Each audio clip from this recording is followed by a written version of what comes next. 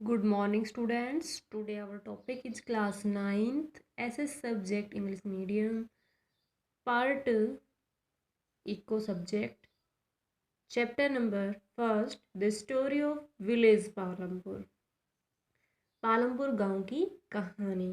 First of all इसमें हमारा और भी दे रखा है यानी कि अवलोकन।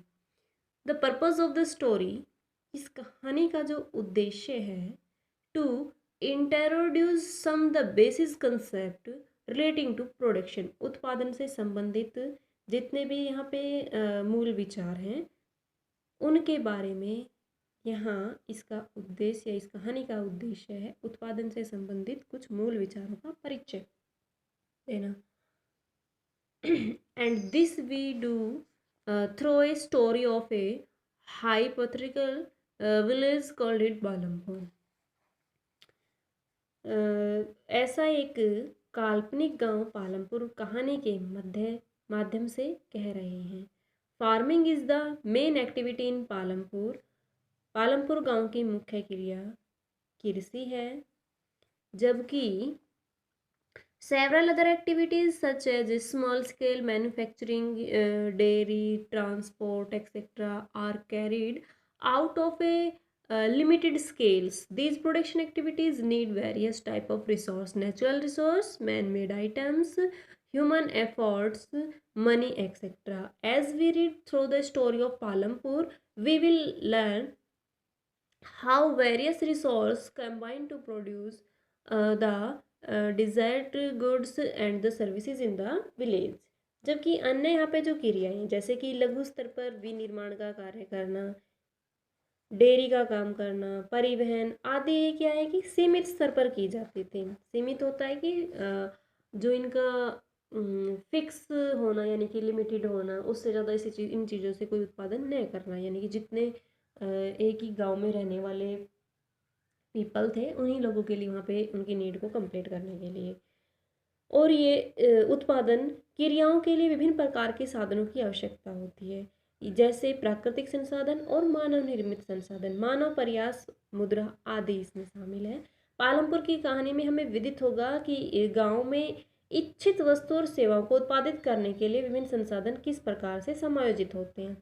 Introduction in Palampur village, Palampur गांव में जो उनका इंट्रोडक्शन दे रखा था, उसका परिचय दे रखा था।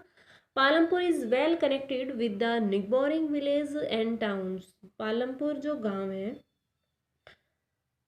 वो आस पड़ोस के गांव और कस्बों से भली भांति जुड़ा हुआ है। Raniganj a big village, Raniganj एक बहुत बड़ा गांव है, इज 3 किलोमीटर फ्रॉम पालमपुर, जो कि पालमपुर गांव से 3 किलोमीटर की दूरी पर है। And all weather road connected the village to the Raniganj and further on to the nearest small town और शाहपुर। और यहाँ प्रत्येक मौसम में इस सड़क को रायगंज और उसके आगे निकटतम जो छोटे कस्बे हैं शाहपुर से जोड़ती है।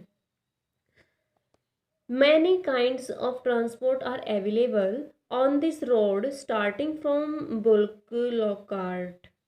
और ये जो सड़क पर गुड़ या अन्य वस्तुएं से लदी हुई बैलगाड़ी, भैंसे से लेकर अन्य कई तरह के वाहन जैसे यहाँ पे jeep,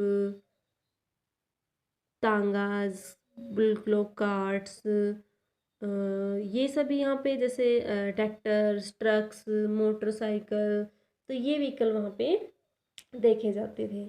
The village has about 450 families belonging to several different castes। इस गांव के विभिन्न जातियों के लगभग 450 परिवार इस गांव में रहते थे। The 80 upper caste families on the majority of land in the village। जो 80 परिवार हैं उनके वो उच्च जाति के यानी कि जिनके पास अधिक भूमि होती थी, तो 80 से अपर फैमिली जिस प्रकार की थी जो उच्च जाति से संबंधित थी।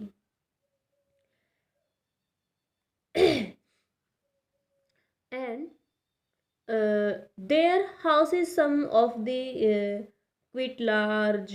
इनके जो मकान बने हुए होते थे वो बहुत बड़े और मेड ऑफ ब्रिक, ईंटों से बने हुए, विद सीमेंट प्लास्टरिंग, और सीमेंट का भी इनमें प्रयोग किया गया था।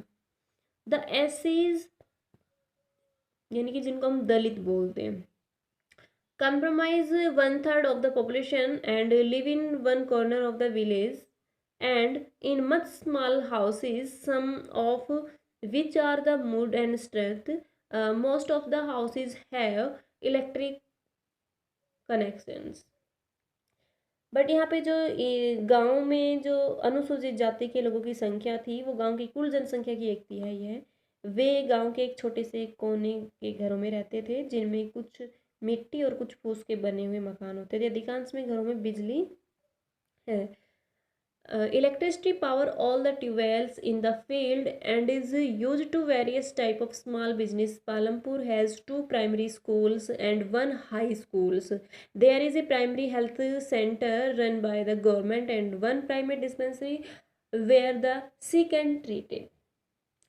यहाँ पे खेतों में भी नलकूप बिजली से ही चलते थे और इसका उपयोग विभिन्न प्रकार के छोटे कार्यों के लिए भी किया जाता है। पालमपुर में 2 प्राथमिक विद्यालय और एक हाई स्कूल है। गांव में एक राज्य के प्राथमिक स्वास्थ्य केंद्र भी है और एक निजी औषधालय भी है जो रोगियों का उपचार किया जाता है। जैसे इसमें दे रखा है point number first, the description have shows that the Palampur has earlier well developed system of roads, transport, electricity, irrigation, schools, health center. Compare these facilities with those in your neighbor village.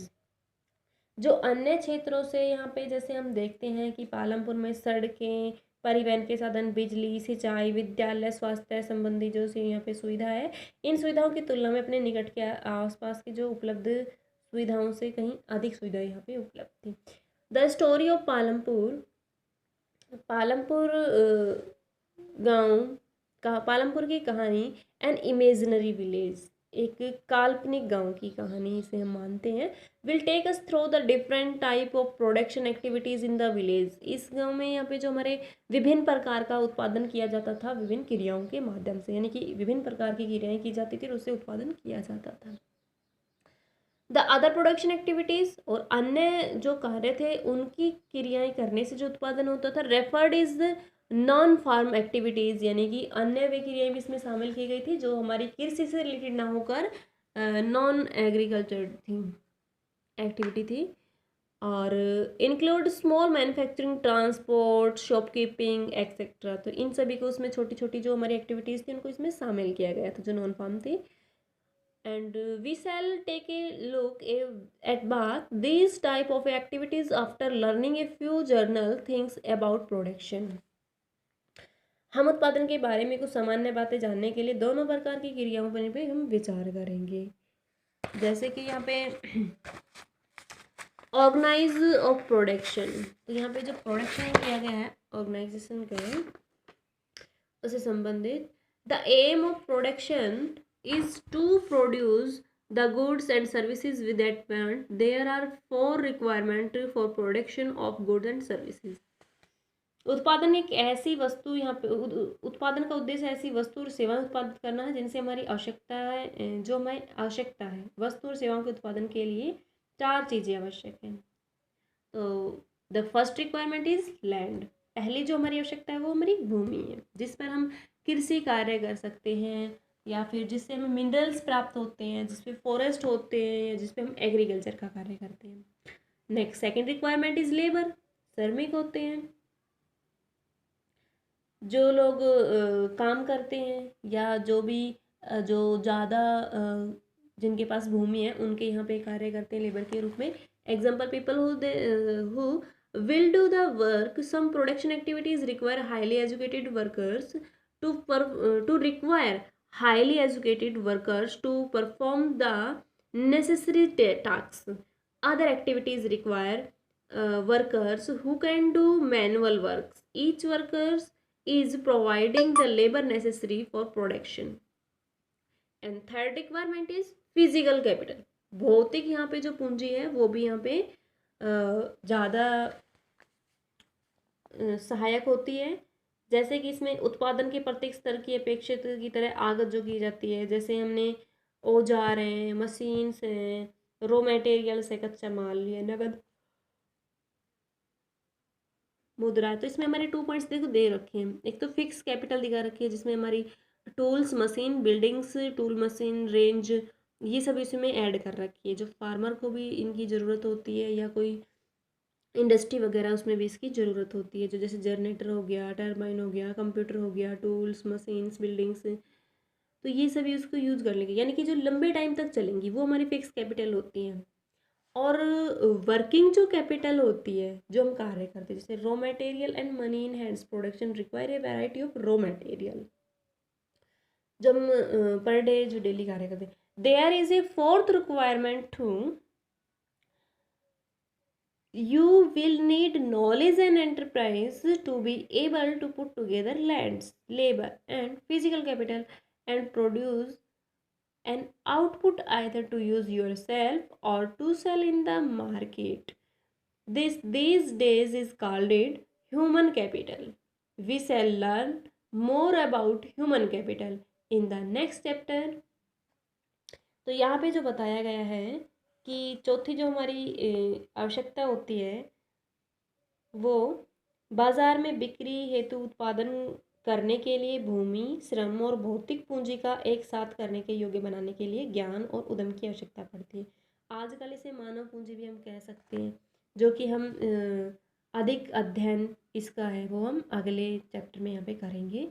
तो आज के लिए था हमारा इतना ही। Next day हम करेंगे farming in Palampur. तो जितना मैंने कराया इतना आपको कंप्लीट रीड करना होगा, और रीड करने के साथ साथ आपको इससे रिलेटेड जितने भी हमारे क्वेश्चन आंसर्स हैं वो कंप्लीट करने होंगे। Thank you students.